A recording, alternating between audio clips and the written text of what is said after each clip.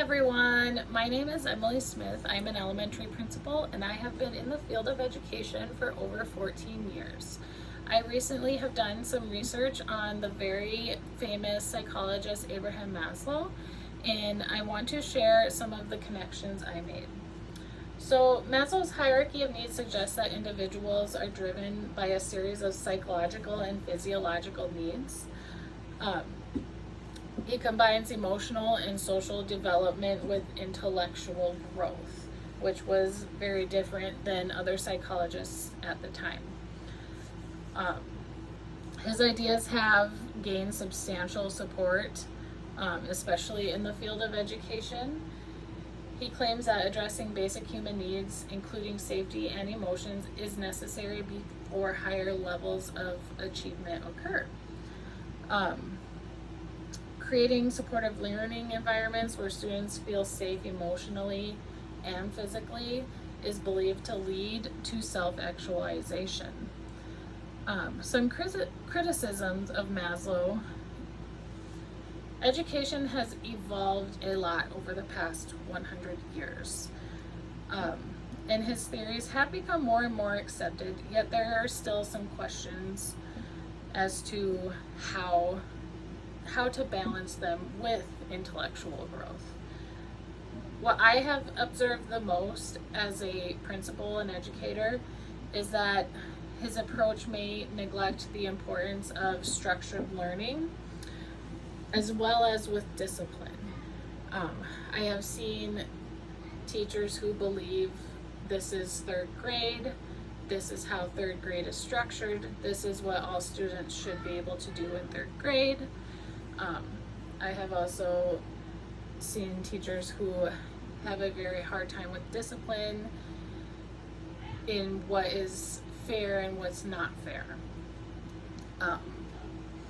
I reached back to some sources that I found useful as an educator that have helped me build my path in education, and I wanted to make my own connections to Maslow's hierarchy of needs in order to form my own belief in how much it should be incorporated into school.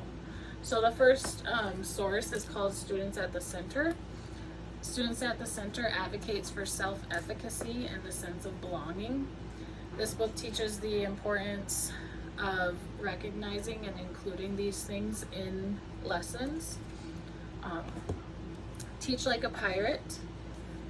Every student in your classroom in those first few days of the semester is evaluating whether or not your room is an emotionally and psychologically safe environment. That is a quote from Teach Like a Pirate that stuck with me, and one that I shared out with my staff, and one that I feel aligns very closely with Maslow's hierarchy. What great teachers do differently. In this book, author Todd Whitaker shares the section, "We Never Forget That One Time." He describes how important it is to respect a student's emotional safety, and how it can affect that student in the classroom. Visible learning feedback. This is the work of John Hattie and Shirley Clark. This is very widely accepted strategies that influence student learning. And in that book, building student self-efficacy is very highly emphasized, which adds to student esteem, leading to self-actualization. Trauma-informed socially emotional toolbox, strategies that align with Maslow's theories to help students work their way up to self-actualization. And then finally, the book Maslow Before Bloom.